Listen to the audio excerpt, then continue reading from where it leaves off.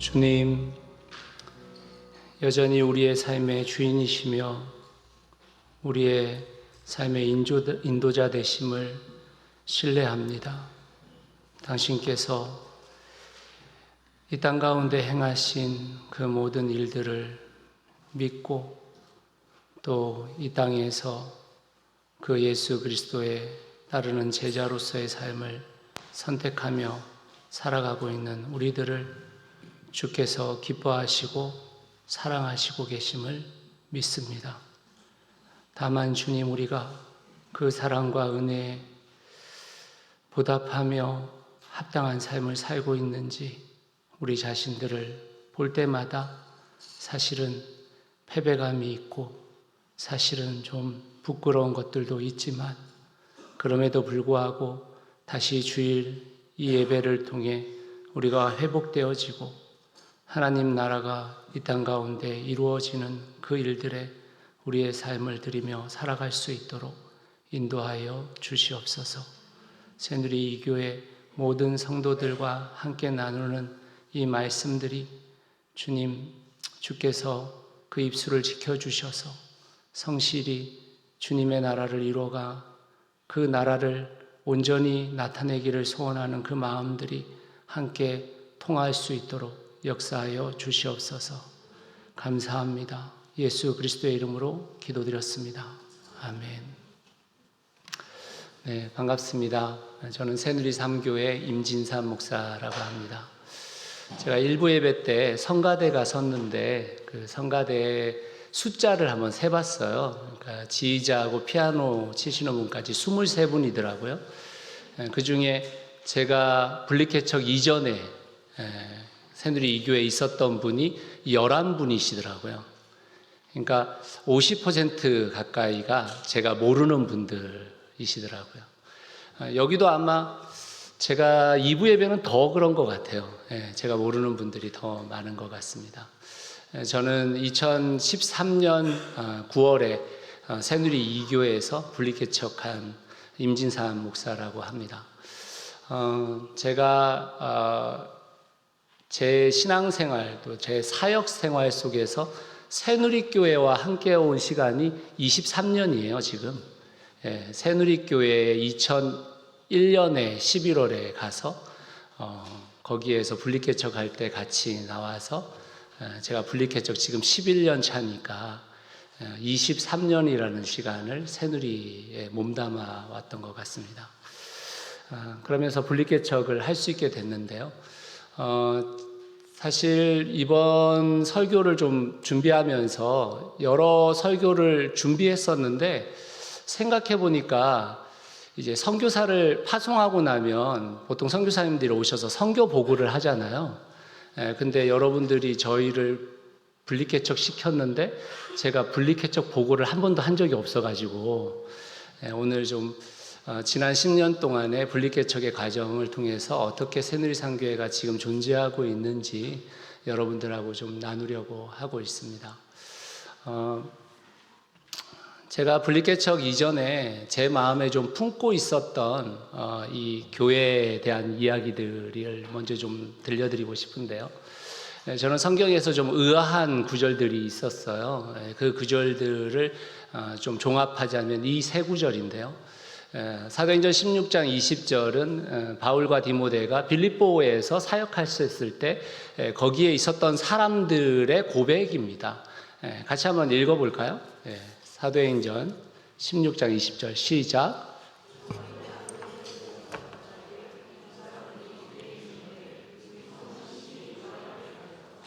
네, 우리 도시를 소란하게 만드는 사람들이라고 바울과 디모데를 지칭합니다. 그 옆에 있는 17장 6절 말씀은 데살로니가에 있었던 사람들의 이야기거든요. 그것도 같이 한번 읽어보겠습니다. 시작. 그러나 그들을 찾지 못하고 야손과 신도 몇 사람을 시청 관원들에게 끌고 가서 큰 소리로 외쳤다. 세상을 소란하게 한 그 사람들이 여기에도 나타났습니다. 세상을 소란하게 했다라고 표현하고 있고, 히브리서 11장 38절에는 세상이 이런 사람들을 받아들일 곳이 못했다. 다시 말하면 세상이 감당하지 못했다라는 표현을 씁니다. 그리스도인이라는 존재가 정말 세상이 감당할 수 없는 존재인가? 세상을 소란케 하는 곳이 정말 그리스도인들의 모임인가? 라는 생각을 했었을 때 저에게 있어서 신앙생활을 해온 저의 삶 가운데서 그런 경우가 거의 없었던 것 같아요. 교회 안에서는 소란하죠. 그리고 새누리 2교회는 사실 대전 지역의 좋은 교회 이렇게 치면 새누리 2교회 나옵니다. 아세요, 여러분? 모르시죠? 자부심을 좀 가지셔야 됩니다. 여러분, 이 한국교회가 장로교가 대세고 감리교가 두 번째, 성결교 세 번째 막 이런데 한 도시에서 좋은 교회를 쳤었을 때 침례교회가 나온다는 것은 대단히 이상한 얘기예요. 그런데 새누리 2교회가 그런 교회죠. 새누리 2교회가 새누리교회로부터 분립되어지고 또 분립개척을 시키고 이런 내용들은 사실 우리 안에서는 별거 아닌 것 같이 느껴질는지 모르지만 이 한국 교회 안에서는 굉장히 큰 이슈들입니다. 이 정도 작은 교회가 분립개척을 한다고 이런 관념들이 많아요. 이제 그런 세상 속에서 교회 안에서 또는 신앙인들 안에서는 사실 많은 부분 소란케 되어진 것들이 있지만 정말 세상을 소란하게 하고 있는가에 대한 질문이 저에게는 있었습니다. 그래서 급진성을 잃어버린 교회라는 생각 속에서 저는 사실 분립개척을 할 때 그 생각을 좀 마음에 품고 분립개척을 했었습니다. 그러면서 사실은 이 사진은 한 2년 정도 지난 사진인데요. 분립개척 이후에. 분립개척 때 아이들을 포함해서 48명의 사람들이 함께 분립개척을 했습니다. 당시에 분립개척을 했던 분들 중에서는 교회를 떠난 분도 있고 또 다시 교회로 회귀하신 분들도 있고 또 지금 지키고 있는 분들도 있어요. 근데 그분들이 어떠함이 아니라 그 시기 속에서 최선을 다해서 분립개척에 임해 주셨어요.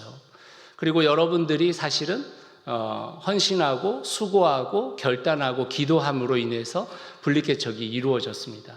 그런 교회가 사실은 도안 지역에 참 이제 탄생하게 된 거죠. 그러면서 저희가 좀 함께 같이 어떤 교회를 이룰 것인가라는 고민을 하면서 지역사회를 섬기고 다음 세대를 세우는 교회가 되자 이런 생각을 품게 되어졌습니다. 그래서 이 두 가지 이야기를 사실은 한 5년 동안 써내려 갔던 것 같아요.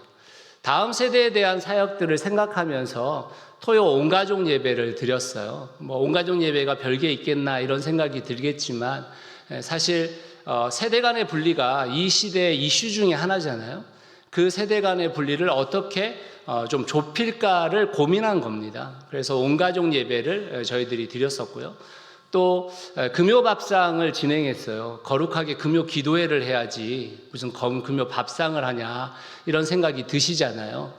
그런데 그 당시만 해도 많은 사람들이 불금을 보내던 때였습니다. 지금도 마찬가지죠. 그러한 금요일에 가족들이 함께 모여서 식사하고 한 주간의 좀 피로를 좀 만회할 수 있는, 회복할 수 있는 시간들이 됐으면 좋겠다라는 생각이 들었어요. 그래서 금요 밥상을 한 달에 한 번 저희들이 진행했습니다. 그때 제가 밥했습니다. 지금도 제가 밥하고 있어요. 저희가 이제 금요 밥상에서 토요 밥상으로 좀 옮겨졌습니다. 근데 금요 밥상 때는 성도들이 한 4분의 1쯤 참여했었거든요. 토요 밥상을 하니까 2분의 1 정도 참석해요. 그래서 지금은 한 80명 정도 와서 힘듭니다. 네. 그래서 좀 같이 식사를 하고 식사밖에 안 해요, 사실은. 다음 프로그램이 아무것도 없죠. 온 가족이 함께하는 시간들을 가졌고요. 그 다음에 수요 마실을 저희들이 계속해서 진행해 왔습니다. 수요 마실은 제 생각에 어떤 생각이었냐면 교회가 정말 다음 세대를 생각한다면 다음 세대에게 할애하는 시간이 얼마나 될까를 생각해 본 거예요. 다음 세대를 굉장히 중요하게 사역의 비전으로 삼고 있지만 결과적으로는 많은 한국 교회가 주일날 한 1시간 반, 2시간 이 정도의 시간 외에는 다음 세대에게 시간을 쏟지 않는 거죠. 그래서 그 시간들을 확보하기 위해서 어른들을 위한 수요 예배가 아니라 수요 마실을 아이들과 함께 진행했습니다.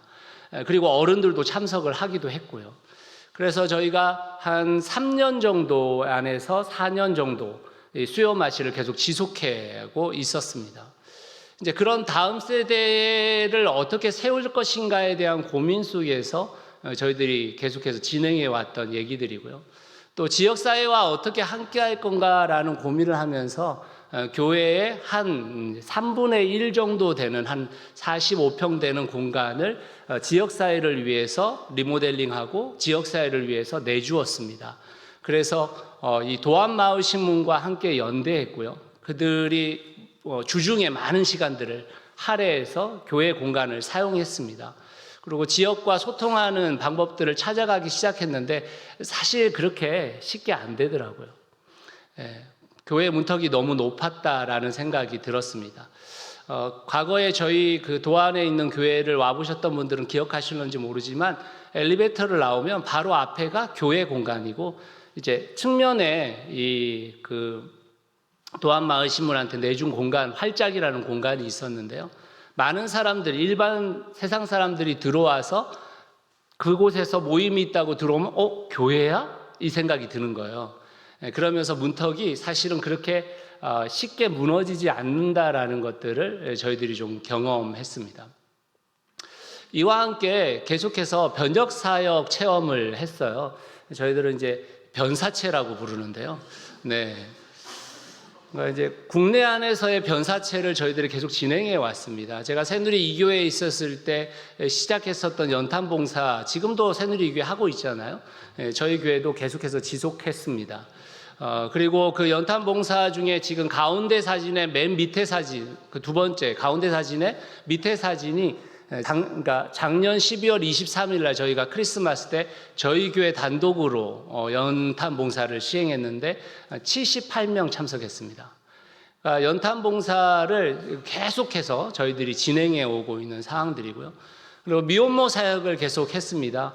미혼모 사역은 교회 안에서 좀 꺼려지는 사역이죠. 미혼모라는 개념 자체가 교회 안에서도 별로 좋게 인식되지 않은 사역이기 때문에 저희들이 미혼모 사역을 어떻게 진행했냐면 처음에는 크리스마스 케이크 보내기를 했습니다. 미혼모들에게. 그러다가 부활절 치킨 보내기까지 했었어요. 그러다가 대전 지역에 있는 미혼모들을 어떻게 섬길 수 있을까를 고민했었는데 그 단체에서 이제 새누리 상교회가 미혼모 사역을 계속해서 지속해 오니까 결과적으로 좀 신뢰도가 생겨서 저희 교회에 초대해서 대전 지역 미혼모 사역을 진행하게 됐습니다. 작년부터 진행이 됐고요. 그래서 여러 가지 이제 음식을 차리고 미혼모들 가족들을 초대해서 거기 안에서 프로그램을 진행하는 일들이 벌어졌습니다. 저희 변사체 사역의 일부라고 할 수 있습니다. 그 사역이 이루어지면 계속해서 미혼모들과 소통이 이루어졌고요. 그 소통으로 인해서 저희 교회를 미혼모들이 인식하게 됐고 미혼모 중에 또 한 가정이 저희 교회에 등록하게 되는 일이 벌어졌습니다. 그래서 그런 미혼모 사역을 계속 집행하고 있었습니다. 그리고 새누리교회가 개척되면서 사실 새누리 3교회는 처음부터 독립된 교회였거든요. 새누리 2교회의 지원을 받고는 있었지만 3년 만에 저희가 완전 독립을 이루었습니다. 자립을. 그러면서 저희들의 제 고민 중에 하나는 뭐였냐면 저같이 분리개척을 한 목회자는 이 자립이 이루어지는 것이 빠른데 생개척을 하신 분들이 있잖아요. 그분들에 대한 좀 제 마음에 안타까움들이 있었고 또 어떻게 보면 책임의식이 좀 있었어요. 그래서 초창기부터 미자립교회 목회자 가정 7가정을 저하고 이제 아는 분들이 돈을 모으고 또 교회가 좀 더 후원하고 그렇게 해서 휴가같이 보내기를 계속 해왔습니다. 그게 지금은 이제 꿈마실이라는 단체에 수속되어지고 하나복이라는 단체에 수속되어져서 미자립교회를 계속 저희 교회가 돕고 있는 상황들이 진행되었습니다. 지금 저희 교회가 미자립교회를 위해서 사용하는 한 재정이 한 500만 원 정도 되는 것 같아요. 작년 이제 선교 통장을 정리해 보니까 그 정도 되는 것 같은데. 그리고 또 한 가지 작년에 저희가 시도했던 것 중에 하나가 미자립교회의 이제 공간 사용에 대한 부분들이 좀 있었어요. 그래서 시골교회는 실제로 어른들밖에 안 계시고 자녀들이 없잖아요. 그래서 이 시골교회를 아예 빌려서 2박 3일간 캠핑을 했습니다. 시골교회 공간 전체를 빌려서. 그래서 그 목사님을 좀 세워드리고 젊은 사람들과 교제하게 만들고 그러면서 좀 힘을 드리는 그런 캠핑을 했는데 저곳에 저희가 한 70여 명 참석했었거든요. 그러면서 이 저 교회와는 올해도 저희가 계속해서 공간을 빌리고 그 공간 빌린 비용들을 다 교회 헌금하고 그렇게 함으로 인해서 또 미자리 교회하고 연대하는 사역들이 지금까지도 펼쳐지고 있습니다. 자, 근데 제가 지금 좋은 얘기들을 많이 하잖아요. 근데 어려운 이야기들이 많이 있었습니다. 사실은 굉장히 큰 어려움들이 많았고 그 가운데 또 여러 상황 속에서 여러 또 분열들도 있었고 그런 상황들이었어요. 근데 이제 그게 한 가지 더 있네. 절기연금 사용. 절기연금 사용도 마찬가지입니다. 새누리 이교회가 절기연금을 사용하잖아요, 외부로. 저희도 세월호 관련되어진 단체하고 계속해서 절기연금이 사용되어지고 있고, 그리고 섬진강 유역에 비가 이제 홍수가 왔을 때도, 속초에 불이 났을 때도 저희들이 계속해서 외부로 보내고 있고요. 또 이거는 이 절기연금 사용 가운데서 좀 특별한 경우인데, 목회자가 불의의 사고로 돌아가셨을 때 그 가정들을 도왔던 이야기들입니다. 지금도 저희들이 약간의 재정들을 계속해서 흘려보내고 있는데요. 또 왼쪽에 있는 여러분들이 보시기에 오른쪽에 있는 교회는 목사님이 교통사고로 돌아가셨어요. 나이가 저보다 3살 많으신 분이셨는데 그래서 그 절기연금을 그쪽으로 흘려보냈던 것들이 있고, 또 왼쪽에 있는 분은 교회 트리를 장식하다가 사다리에서 떨어져서 돌아가셨어요, 목사님이. 그러면서 남겨진 가족들을 돌보는 일들을 절기연금을 통해서 계속 진행했습니다. 또 변역사역 체험이 있는데요. 변역사역은 실제로 저희들이 계속해서 선교를 진행하고 있고요. 제가 일부러 저 가운데에 두 번째 사진을 넣었는데요. 저건 새누리 이교회에 있었을 때 제가 청년부를 데리고 인도 갔었던, 우리 정지현 자매 저기 사진에 있을 거예요. 네. 그래서 저 사진을 제가 일부러 넣었고, 또 새누리 이교회로부터 시작되어진 그 선교 사역들이 저희 교회에서도 여전히 계속해서 지속되고 있고요.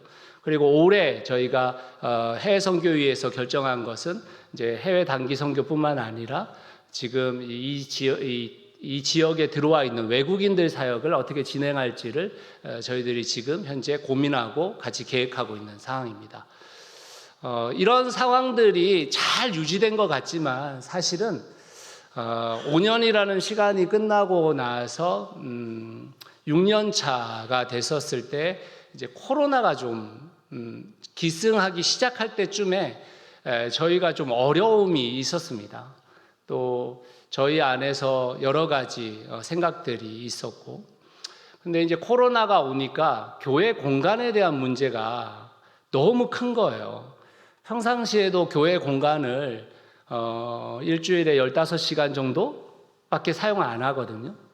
그런데 저희가 당시에 코로나 때는 뭐 거의 사용을 못 하니까 그때 저희가 한 20만 원에서 40만 원 정도의 월세와 관리비를 내고 살았거든요. 그러니까 이제 교회 공간에 대한 문제가 있잖아요. 그래서 교회 공간을 어떻게 할 것인가에 대해서 교회 공간위원회를 만들고 공간위원회의 토론을 통해서 성도 전체하고의 대화를 나눴습니다. 근데 저희가 저 대화를 나누는 동안에 코로나가 터진 거예요. 그러면서 성도들이 함께 모여서 이야기를 하지 못하고 다 줌으로 이야기를 하게 됐는데 그게 저희들한테는 굉장히 큰 문제가 됐습니다. 공간에 대해서 두 패가 나뉘어졌고, 교회 안에 전체가 만나지 못한 채 그 공간을 주장하는 사람들이 여러 집들을 찾아다니기 시작했고, 그러면서 성도들을 집집마다 만나시면서 자기 공간, 생각하는 그 공간으로 움직여야 된다라는 것이 막 얘기되기 시작했어요. 그러면서 사실은 그때 한쪽에 어떻게 보면 어떤 주장을 하셨던 분들이 함께 나가게 되는 일들이 벌어졌습니다. 코로나로 인해서 어려움이 있었음에도 불구하고 있는 것도 동시에 그 어려움이 터지면서 저희 교회가 한 반토막 난 것 같아요. 그때 굉장히 큰 저에게 실패감이 있었고, 야, 내가 5년간 목회해온 교회가 이 정도 문제로 인해서 분열이 일어난단 말인가? 이런 생각이 들었어요. 좌절감이 굉장히 컸습니다, 사실은. 근데 이제 그때 저한테 버틸 수밖에 없는 상황이 벌어졌는데, 그 버틸 때 저한테 한 가지 좀 이렇게 저를 자극시켰던 한마디가 뭐였냐면, 하고자 하는 자는 방법을 찾는데 안 하고자 하는 자는 핑계를 찾는다, 그 말이었어요. 그래서 방법을 찾아야 되겠다라는 생각을 했습니다. 그래서 저희 교회가 도안에 있는 공간을 빠르게 나왔습니다. 사실은 빠르게 안 나왔으면 사실 그 정도 성도로 그 공간을 지탱하기 어려웠을 거예요, 재정적으로. 그래서 빠르게 저희들이 진행되어졌는데 다행히 건물주와 잘 진행이 되어져서 나오게 됐어요. 그때 나오고 나서 저희가 공간이 확보되지 않은 상황이었었거든요. 그런 때 저희가 새누리 2교회를 오후에 빌려가지고 저희들이 예배를 드렸던 겁니다. 사실 그 기간, 새누리 2교회를 빌려서 저희가 사용했던 그 기간이 저희 교회에게는 완전 암흑기였거든요. 근데 다행히 새누리 2교회가 저희들한테 공간을 빌려주고 또 저희들에게 또 새누리 2교회도 그때 코로나 때문에 거의 안 모이던 시절이어가지고 저희가 잘 사용했습니다, 사실은. 네. 그리고 실제로 저희들이 좀 공간에 대해서 고민을 갖게 되게 만들었어요, 새누리 2교회가. 왜냐하면 저희들이 이제 오후 2시 예배, 4시 반 예배 두 번을 드렸거든요. 그런데 4시 반 예배가 끝나면 겨울철이었으니까 깜깜해지는 거예요, 여기가. 춥기도 하고 춥잖아요. 근데 저희가 이게 저희 공간이 아니다 보니까 어디 가서 앉아있기도 뭐하고, 저 식당을 아무도 사용 안 하셨잖아요. 근데 우리가 또 사용하기도 뭐하고, 그러니까 막 추위에 떨면서 주차장에 이렇게 모여서 얘기 나누면서, 야, 이거 아무리 형제 교회라도 이거 뭐 공간, 우리 공간이 있어야 되지 않겠냐, 이제 이런 이야기들을 하게 됐어요, 사실. 그러면서 이제 저희가 공간을 찾게 되어졌는데, 그 공간을 찾으면서 저희가 한번 지역사회에 공간을 내줘 봤잖아요. 근데 이게 잘 안 됐단 말이에요. 그래서 어떻게 공간을 사용할까에 대한 고민을 가지면서 한동대에 있는 플랫폼 전문가를 교회에 초대를 했습니다. 그래서 운영위원들과 그리고 이 목자들 함께 모여가지고 원래 3시간 이야기를 나누기로 돼 있었어요. 7시에 모였고 10시까지 얘기 나누기로 돼 있었는데 새벽 3시 반까지 얘기를 나누게 됐습니다. 그래서 그 공간에 대한 이야기를 저희가 하면서 어떤 생각을 갖게 되었냐면, 제가 이야기하는 것과 그리고 교회가 가고자 정한 방향 자체가 약간 어긋나 있다라는 생각을 갖게 되었습니다.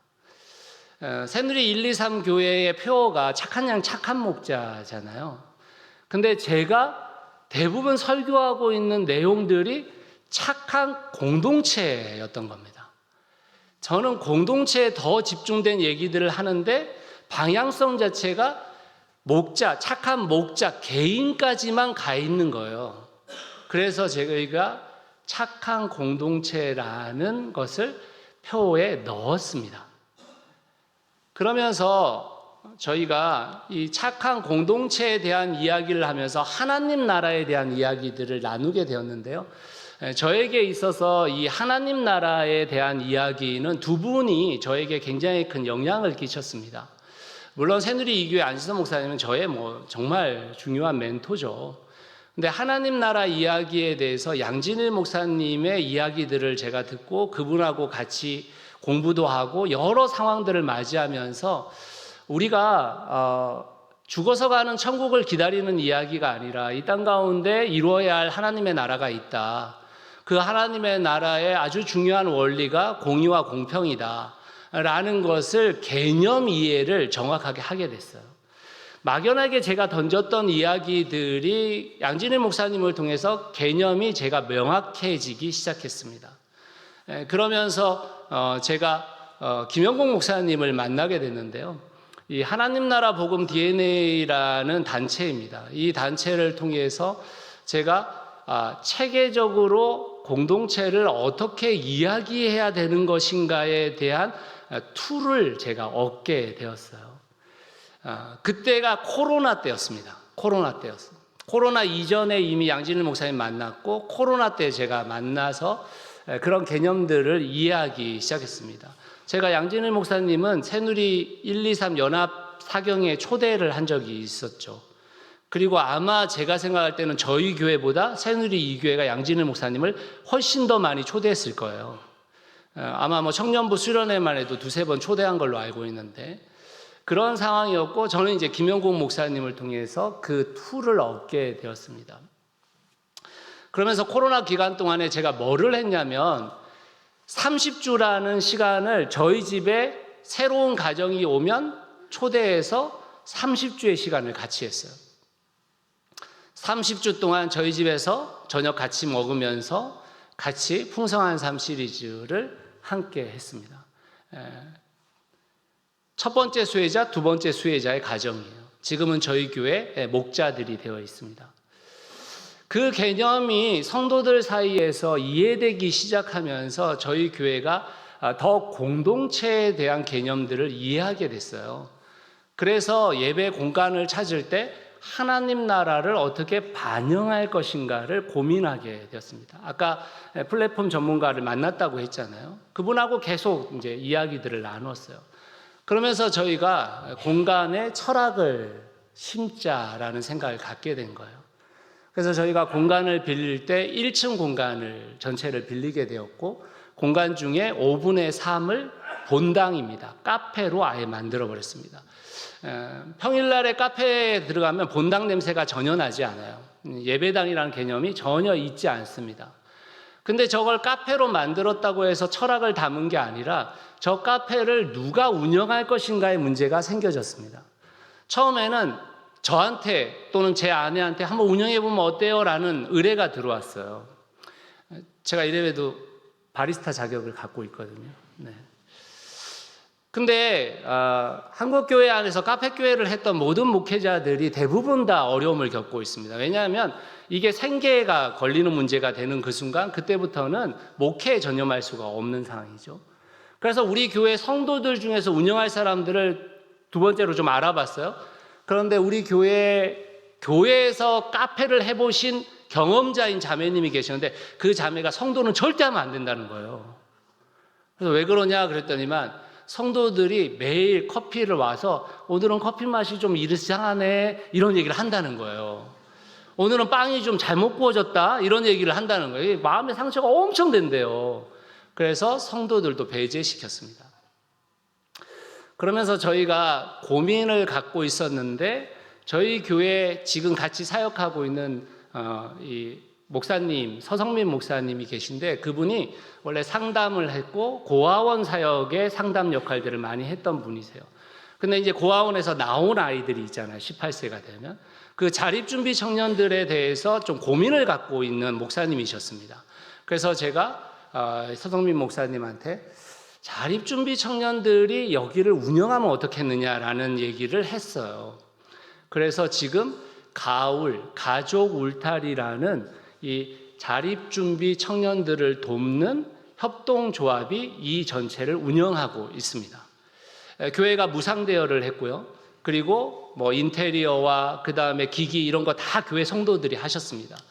다만 거기에서 가울이라는 단체가 내고 있는 것은 전기세와 물세 내고 운영하고 있거든요. 근데 수익이 뭐 이렇게 대단히 나지 않아요. 알바하는 자립준비 청년들이 보통 3명에서 4명들인데 계속 교체가 되어집니다. 그 아이들을 알바비 주고 잘 운영되어지는 정도? 원래 계약을 할 때 수익금이 나면 수익금의 10%를 저는 수익이 많이 날 줄 알고 10%를 교회가 이 지역을 위해서 장학금을 준비할 때 그 장학금에 함께 사용했으면 좋겠다고 얘기했는데 지금까지 딱 한 번 100만 원 진행됐습니다. 그만큼 좀 전문 용어로 얘기하면 또이또이인 상황입니다. 그렇지만 잘 운영되고 있어요. 그리고 교회도 전혀 거기에 그 관련되어지는 운영에 전혀 상관하지 않고 그분들이 잘 운영되게 하고 있습니다. 여기에서 제가 발견한 한 가지가 있어요. 그게 뭐냐면 우리가 하나님 나라 확장이라는 얘기를 하잖아요. 그럼 하나님 나라 확장을 어떻게 할 것인가에 대한 문제가 있잖아요. 근데 하나님 나라의 확장에 아주 중요한 포인트가 뭔지 아세요? 부교육자의 꿈을 이뤄주면 됩니다. 제가 그걸 배웠어요. 내가 생각하고 있는 목회와 그분이 생각하고 있는 목회가 좀 다르잖아요. 그 목회를 지지해주면 하나님 나라가 이루어지더라고요. 몰랐어요, 옛날에. 근데 사실 그걸 새누리 2교회 때 깨달았어야 되는데, 새누리 2교회 때 안지선 목사님이 사실은 부교육자들을 엄청 밀어줬는데 그걸 하나도 기억 못하고 제가 대표 목사 되고 나니까 제가 혼자 열정으로 이걸 하려고 했었던 거죠. 사실 새누리 2교회, 1교회 사역자들 다 면면히 살펴보시면 제가 제일 또라이거든요. 네, 맞습니다. 지금 부교육자들 한번 보세요. 여러분 교회에 굉장히 이렇게 경건하고 굉장히 헌신적이고 이렇잖아요. 저는 거의 또라이에 가까운 인생을 살았는데, 근데 그런 사람을 사실은 안지선 목사님이 품어주셨고 성도들이 품어주셨잖아요. 그걸 제가 깨닫게 된 겁니다. 그래서 지금도 저 공간이 잘 사용되고 있습니다. 이렇게 주중에는 카페로 사용되고 있고 주일날 토요일 저녁에 저희들이 세팅을 하고 다시 교회로 지금 현재로는 한 120석 정도를 깔고 예배를 드리고 있는 상황입니다. 그러면서 어떤 일이 벌어졌냐면 그 자립준비 청년 중에 저희들이 주일날 1시부터 5시에 카페를 오픈하거든요. 왜냐하면 주일날 매상이 제일 좋거든요. 성도들이 다 사 먹잖아요. 성도들이 한 100잔 팔아줘요, 주일날. 대단한 거잖아요. 근데 주일날 자립준비 청년이 와서 알바를 했는데 그 청년이 교회에 등록을 했어요. 지금 가운데에 있는 자매입니다. 이게 왜 중요하냐면 저 자매의 고백이 되게 중요한데, 그 자매가 뭐라고 고백했냐면 이렇게 고백한 거예요. 나에게 이렇게 친절한 어른을 만나본 적이 별로 없다는 거예요. 그러면서 등록이 이루어졌습니다. 그래서 지금 저 작년 여름 수련회 때 같이 간 사진이에요. 그리고 공간의 철학을 담기 위해서 노은삼동, 저희 교회가 노은삼동하고 행정복지센터하고 가까워요. 근데 노은삼동 행정복지센터에 가면 제일 위에 이렇게 편말에 누구 이름 붙어 있는 줄 아세요? 안 가보셨죠? 새누리 2교회 붙어 있습니다. 새누리 2교회가 1+1 사역 이거 다 노은삼동 행정복지센터하고 하는 거거든요. 근데 맨 위에 제일 잘하는 사람이 맨 위에 있는 거래요. 여러분들이 제일 잘하고 있답니다. 그분들하고 공간 협약식을 맺었습니다. 함께 저 공간을 사용하는 것으로. 그리고 여러 가지 문화 활동들이 진행되기 시작했습니다. 지금은 그 공간이 주중에 여러 뜨개질, 독서, 영어 클럽 이런 클럽들이 계속 사용하는 공간들이 됐어요. 그래서 그런 상황들이 계속 진행 중인 상황입니다. 그 다음에 또 한 가지는 저희들이 이제 분립하고 나서 공간을 이동하면서 진실한 공동체에 대한 생각을 가졌어요. 이제 여러분들이 말하는 목장이죠. 저희도 목장이라고 부릅니다.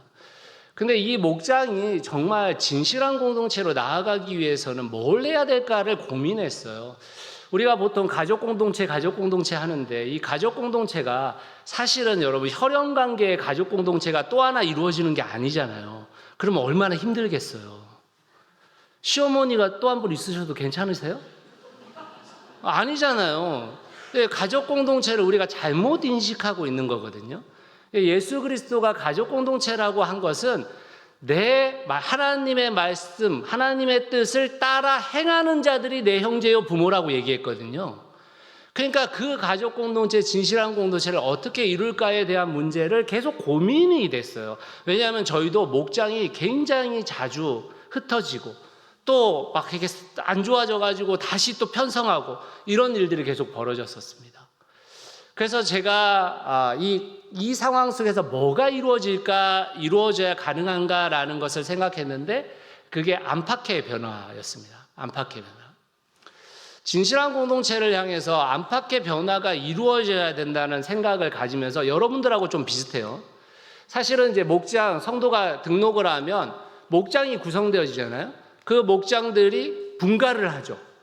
근데 이제 그 분가되고 나면 끝나는 게 아니라 또 다른 분가가 이루어져요. 그러면 이 분가된 것들이 교회를 분립한다. 거기까지 간 겁니다. 모르겠어요. 지금 새누리 이교회는 잘 모르겠지만 제가 새누리 이교회에 있었을 때는 분립이라는 것을 목장을 통해서 이루어진다라는 개념 자체가 없으셨었거든요. 근데 지금 저희 교회는 목장이 분립해서 목장이 분가해서 결국에는 그 분가된 목장들이 함께 분립을 이룬다라는 꿈을 목자들에게 심어주기 시작했어요. 자, 이것도 똑같은 거예요. 하나님 나라의 확장은 어떻게 이루어지는가? 목회자의 꿈을 이루는 게 아니라 부교육자의 꿈을 이루면 하나님 나라의 확장, 성도들의 꿈을 이루면 하나님 나라의 확장이 이루어지는 거였더라고요. 그래서 지금 저희 교회의 목자들은 분립까지 생각한 목자들이 목자로 서 있습니다. 분가가 이루어져서 4개의 목장이 이루어졌을 때는 분립을 시도한다라는 것을 교회에 표명하고 있는 상태예요. 이렇게 하니까 목자님들이 너무 열심히 하세요. 본인도 한번 교회라는 것을 분립하고 싶은 욕망이 있단 말이에요. 그 기쁨이 있단 말이에요. 그래서 그것을 향해서 달려가고 있는 상황들입니다. 이게 저는 핵심이었던 것 같아요. 이게 분가로 끝나지는 게 아니었구나. 그 목장들이 함께 이루어지고 같이 분리까지 가야 되는구나라는 안에서 벌어지는 변혁이 필요했던 것입니다. 그러시면서 복음 전수의 열매가 굉장히 커졌어요. 저희 교회가 코로나 이후에 반토막 났다고 했잖아요. 저희가 지금 2년 동안 이제 이곳으로 이동해서 지금 사역이 벌어졌는데요. 저희가 2.5배 성장했습니다. 그 기간 동안에, 2년의 기간 동안에. 왜 그 일들이 벌어졌냐면요. 성도들이 공간에 다른 사람들을 주중에 데려와요. 커피숍이잖아요. 데려와서 자기가 교회를 설명할 수 있게 된 거예요. 여기 사실은 우리 본당이야. 여기서 이런 사역들이 벌어져. 성도들이 자부심을 느끼고 누군가에게 전도할 수 있는 계기가 마련됐어요. 그래서 2년이라는 기간 동안에 4번의 새가족 환영회가 이루어졌고요. 그리고 3월 17일 날, 주일날 지금 새가족 환영회가 또 한 번 이루어질 예정입니다. 복음이 전수되기 시작한 거예요. 그래서 그때부터 저희들이 주중 목장을 계속해서 지금 만들어가고 있는 입장입니다. 이 사진은 지금 새 목장으로 되어 있지만 사실은 지금은 4목장이 주중 목장인데요. 저희가 아직 목자들이 아까 제가 말씀드린 대로 목자들이 분리까지 꿈꿀 수 있는 사람이어야 목자를 세우기 시작하면서 목자가 수급이 잘 안 돼요. 솔직히 말하면. 네, 그렇지 않겠습니까? 분가도 어려운데 분립이라니. 그렇잖아요. 그래서 저희가 목장이 되게 커요. 지금 10가정, 11가정 있는 목장들도 있습니다. 그래서 이제 그런 상황에서 4목장이 지금 현재로는 주중 목장이 되고 있는데요. 이 금요일 날 이루어지는 주중 목장이 엄청난 시너지를 만들어내고 있어요, 지금. 그래서 저희가 저 목장들이 결국에는 지금 주일날 목장이 없다 보니까 주일날 목장이 이루어지는 사람들의 자녀들을 다 돌보기 시작했어요. 오후 시간에. 여러 가지 자녀들을 위한 프로그램들을 만들고 자녀들에게 신앙을 전수할 수 있는 방법을 찾아가기 시작했습니다. 놀라운 일이잖아요, 사실은. 자발적으로 그 일들이 벌어지기 시작했고 저 안에서도 굉장한 일들이 벌어지기 시작했습니다. 아까 제가 진실한 공동체가 되기 위해서는 안에서의 변혁이 일어나야 된다고 말씀드렸는데 마찬가지로 또 한 가지 밖에서의 변혁도 이루어져야 되는 거였더라고요. 근데 이 밖에서의 변혁을 대부분 다 어떻게 이해하고 계시냐면 목장 이름을 선교지 이름으로 바꾸고 그래서 선교지를 후원하고 선교사를 후원하고 또는 어떤 사역에 대해서 이렇게 하는 그 정도의 변혁을 밖에서의 변혁이라고 생각하고 계시는 것 같더라고요. 근데 저희 교회가 지금 밖에서의 변혁이라고 이야기하는 것은 그 정도의 이야기를 하고 있는 건 아닙니다. 저희들은 정말 우리의 삶을 온전히 다 들여볼 수 있을까? 이 고민들을 하고 있어요. 저희들이 1년 2개월 전에 공동주거를 시작했습니다. 네 가정이 함께 한 빌라를 마련해서 그 빌라에서 같이 살고 있습니다. 부자 청년 비유 아시죠? 예수님께서 네 재산을 다 약자들에게 나눠주고 너는 나를 따르라 했잖아요. 그런 부자 청년의 결단이 있었어요. 저희는 그 청년이 자기 아파트를 다 팔아가지고 그래서 저 빌라를 구입했습니다. 그리고 거기에 세 가정이 들어갔습니다. 그 가정들도 물론 전월세로 살고 있어요. 다만 원래 집을 갖고 있었던 분 중에 대출을 받고 그 대출의 이자가 굉장히 높아졌잖아요. 그러면서 생활고에 시달리기 시작한 분의 가정이 그 대출을 다 갚고 그 나머지 비용으로 이 공간에 전세로 들어오셨어요. 대출이 없어졌죠. 그분에게는. 저도 들어가 있고 또 한 가정이 들어가 있는데 거기는 집이 없는 사람들입니다.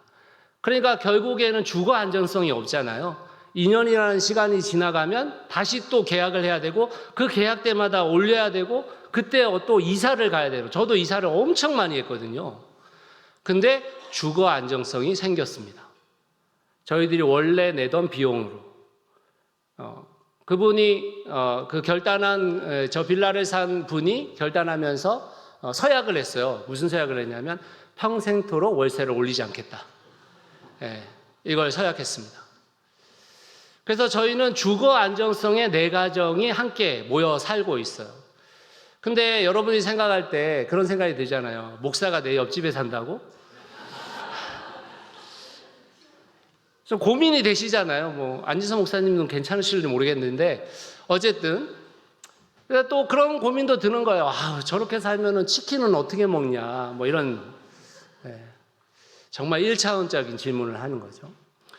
저는 그런 생각 많이 했어요. 세상에 많은 그리스도인들에게 이런 말들이 있어요. 목사하고 뭐 같이 하면 안 된다. 목사하고 뭐 같이 하면 안 돼. 목사 같이 하면은 난리나, 큰일 나, 이런 얘기를 하잖아요. 목사하고 함께해도 난리 나지 않는다라는 걸 보여주고 싶었어요. 그렇잖아요. 목사가 그리스도인으로서 자기의 삶을 들여서 본을 보이면서 살아야 되는 사람인데 목사하고 뭐 하면 안 돼라는 말을 듣는 게 이게 얼마나 비참한 얘기예요. 솔직히 말하면. 그래서 저희는 같이 살고 있습니다. 어떤 시너지 효과들이 나냐면 이 사진이 지금 이쪽 사진 공동주거 가족들입니다. 13명의 가족들이 함께 살고 있고요. 저기에는 은퇴한 미술 선생님이 계세요. 그 미술 선생님이 아이들 미술 교육을 다 개인별로 하고 있습니다. 돈 안 받고. 제 아내가 피아노를 가르칩니다. 돈 안 받고. 저기에 저희 공동주거 식구 중에 셋째를 낳았는데 셋째가 6개월 전에 태어났어요. 그 아이는 누가 볼까요? 다 같이 봅니다. 엄마 아빠가 얼마나 편한지 몰라요. 엄마 아빠가 여기가 천국이다 이렇게 얘기하더라고요. 왜냐하면 첫째 둘째를 키워봤잖아요. 근데 셋째가 태어났는데 정말 서로 보려고 하니까 그런 일들이 벌어지고 있습니다. 이 공동주거가 생기면서 어떤 현상이 벌어졌냐면 1년 2개월을 저희를 성도들이 지켜봤잖아요. 그리고 그 공간에도 와봤잖아요. 그래서 그 옆에 사진은 뭐냐면 지금 올해 공동주거를 준비하고 있는 팀들입니다. 9가정이 공동주거를 함께 하겠다고 결정을 내렸고 그리고 저희가 지금 계산동 그 수통골 근처에 있는데요. 그 지역에 3가정이 함께 그러니까 2 공동주거 팀이 또 들어올 예정입니다. 그러면 3개의 공간이 생겨지는 거잖아요.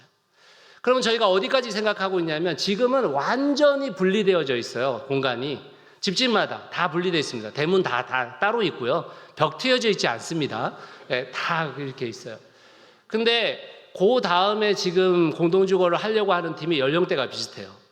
그래서 지금은 건축을 하기가 너무 비싸서 지어진 건물을 사야 되니까 그 건물 안에서 뭐까지 쉐어해 보려고 하는 거냐면 거실까지 우리가 한번 쉐어해 보자. 예를 들면 한쪽 공간의 거실은 영화관, 한쪽 공간의 거실은 공부방, 한쪽 거실은 도서관, 이런 식으로 해서 그 거실까지 공유하는 것을 이야기 나누고 있습니다. 그리고 이 세 공간에 있는 사람들이 함께 뭉쳐지면 13가정이잖아요. 근데 13가정이 이 연령대에 따라서 가족 비율이 달라지잖아요. 예를 들면 저희가 지금 5가족인데 저희 첫째가 내년에 지금 이제 해외에 나갈 예정입니다. 그러면 저희는 4가족이 되잖아요. 그리고 나이가 들어갈수록 자녀들이 떠나니까 2가족이 될 수도 있잖아요. 그러니까 그 13가정 안에서 그 집들을 돌리는 거예요. 가족들의 숫자가 많아지면 방이 많은 대로, 가족들의 숫자가 적어지면 적은 대로, 그리고 나이가 드신 분은 엘리베이터가 있는 공간으로, 이렇게 해서 이 공간들을 돌릴 예정입니다. 저희는 어떤 고민을 갖고 있는 거냐면 이 시대에 주거에 대한 문제가 한국 사회에서는 엄청나게 큰 문제예요. 교회가 그 주거 문제에 대해서 어떤 대답을 낼 것인가 라는 생각을 갖게 된 겁니다. 그래서 그 공간을 계속해서 확보해 나가고 있는 상황들이에요. 그와 함께 저희가 한 가지 더 설명하면 저 공동주거가 지금 이루어진 곳에 1층에 카페가 열렸습니다. 공동주거팀이 운영하는 카페예요. 3월 23일 날 오픈식이 있습니다. 토요일 날 오세요. 네, 꼭 와주십시오. 제가 새누리 이교회 광고하겠습니다. 저 카페는요, 공동주거 팀들이 운영하는데 4명의 바리스타가 있어요. 저희 안에. 그 4명의 바리스타가 함께 운영하고 있는데 자신의 시간을 헌신하는 겁니다.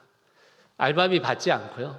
저기에서 나오는 모든 수익금은 다 사회로 환원시키고 있는 상황들입니다.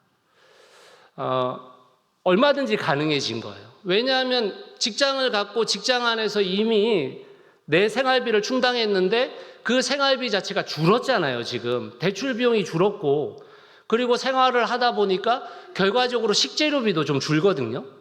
실제로. 그런 줄었기 때문에 내 생활의 상황들이 악화되지 않는 상황인 거죠. 그러니까 그 지금 카페에서 나오는 수익금이 자기들에게 별 필요 없는 재정입니다. 근데 헌신해서 세상 밖으로 그것을 내보냈다고 결정을 내린 거죠. 미혼모들을 위해서 저 재정들을 내놓을 거고, 사회적 약자들과 싸우는 사람들을 위해서, 사회적 약자들을 위해서 싸우는 사람들을 위해 저희들이 저 재정을 사용하기로 결정한 상태입니다. 그리고 여러분들이 만약에 3월 23일 날 오신다면 그날의 수익금 전체는 저희들이 미자립 교회 목회자들을 위해서 도울 예정입니다. 다양한 번역들이 밖에서 이루어지도록 만든 거예요. 그 일들이 교회에 속해 있지 않습니다. 공동주거팀이 하는 거예요. 그거는 교회하고는 아무런 관계가 없어요. 다만 그 교회 성도들일 뿐인 것입니다. 저희가 이런 일들을 진행하면서 결국 어떤 일들이 저희 안에서 지금 벌어지고 있냐면 교회의 분립이 구체화되어지고 있습니다. 여러분들은 실제로 저희 교회 사이즈가 지금 여러분들의 반도 안 되거든요. 저희들 아이들까지 합쳐서 한 180명도 정도 됩니다. 지금. 근데 저희가 분립을 할 수 있을까? 충분히 할 수 있다는 거예요. 충분히. 꼭 일반적인 예배당을 만들겠다고 결정 내리면은 그 비용들이 엄청나게 들겠죠. 그런데 여러분 지금 공동주거가 이루어졌고 1층이 상가잖아요. 저 상가팀들이 그 공간을 내어주면 어떻게 될까요? 토요일 주일날 비용 안 들어요. 그 공간을 세팅하는데 비용이 최소화되어집니다. 뿐만 아니라 성도들이 한 40명만 함께 할 수 있다면, 그리고 그 전에 목회자의 방향성과 목회자의 생각이 함께 공유가 될 수 있다면 분립이 충분히 가능해지는 거죠. 그러니까 이 분립에 대한 생각이 보편화되어져 버렸습니다. 저희 교회는 지금. 목자님들이 목장 모임에서 우리 분립해야 돼, 이 생각을 나누니까요. 두 번째로 저희 교회가 실제 자립준비 청년들을 품어냈잖아요. 약자들을 품어내는 일이 교회 전반적으로 이루어지면서 교회 성도들이 약자들을 전도하기 시작했어요. 자기 주위에 있는 약자들이 전도되기 시작했습니다. 삶에 굉장히 깊은 어려움이 있는 사람들이 전도되기 시작했어요. 그러니까 저희 교회가 약자가 품어지는 교회가 된 거예요. 여러분, 이거 만들기 되게 어렵잖아요. 한국 교회가 거의 대부분 중산층의 사람들이 모여있는 교회 집단인데 약자가 들어온다는 게 쉬운 문제가 아니란 말이에요. 근데 그게 보편화되어졌습니다. 그리고 지금 이 온심이라는 단체는 사회적 협동조합이거든요. 그러니까 사회적 협동조합, 그 다음에 또 가울이라는 단체도 사회적 협동조합이잖아요. 사회적 기업, 사회적 협동조합을 통해서 이 사회와 소통하는, 특히 좋은 일들을 하는 기독교 단체가 아닌 단체들과 연대가 일어나기 시작했습니다. 그리고 목장 안에서 어떤 일들이 벌어졌냐면 주중 목장 중에 한 목장이 그 목장 자체로 희년 통장을 만들었어요. 그래서 그 희년 통장이 목장 식구들이 달에 얼마씩을 내기 시작했습니다. 그래서 그 비용으로 하나복, 제가 하나복이라는 단체에 속해 있는데 그 단체 미자립 교회들을 지속적으로 도울 수 있는 계기가 됐어요. 교회가 한 게 아니에요. 그냥 목장이 알아서 한 겁니다.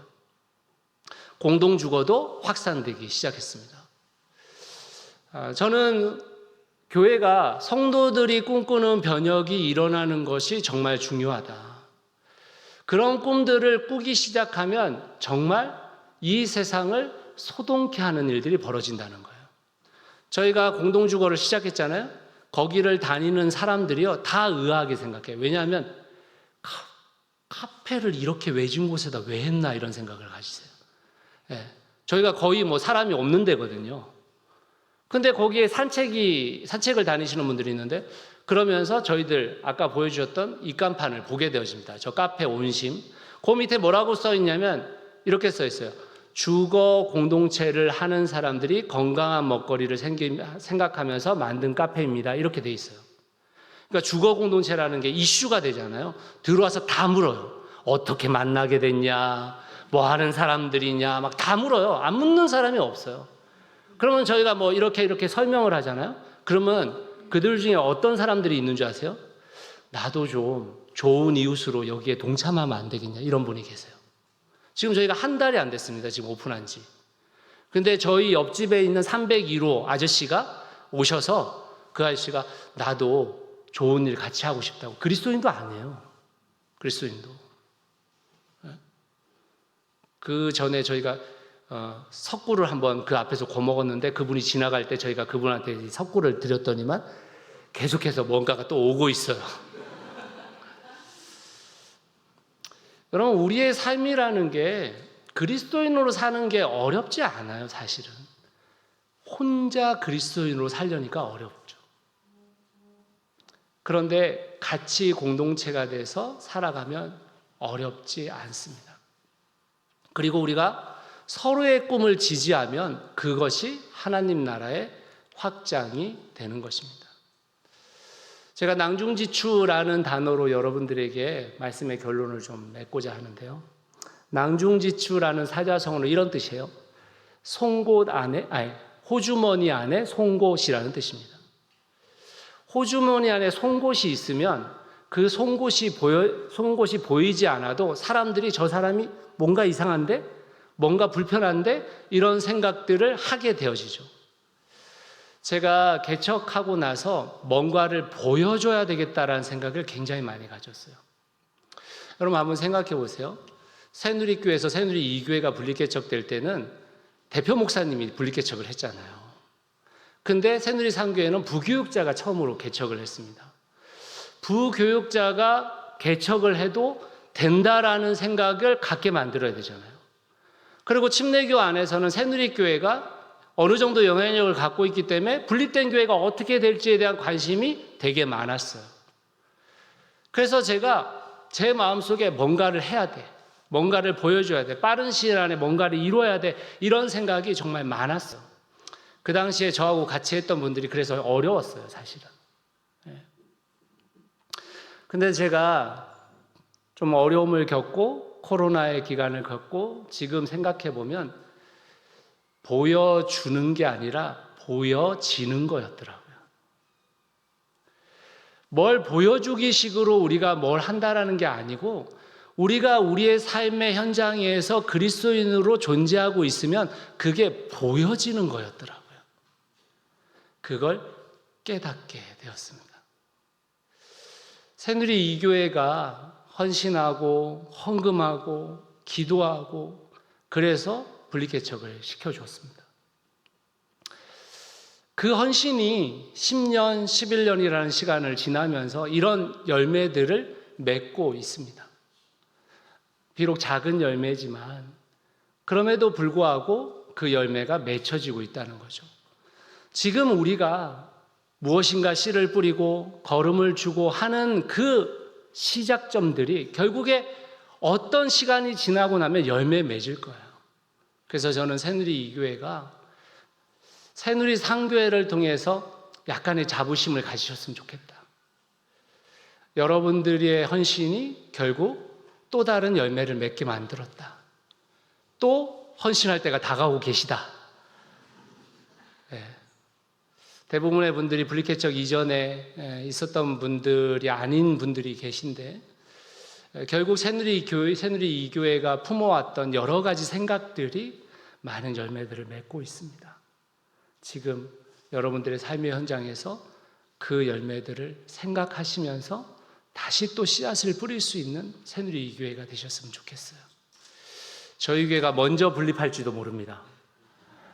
네.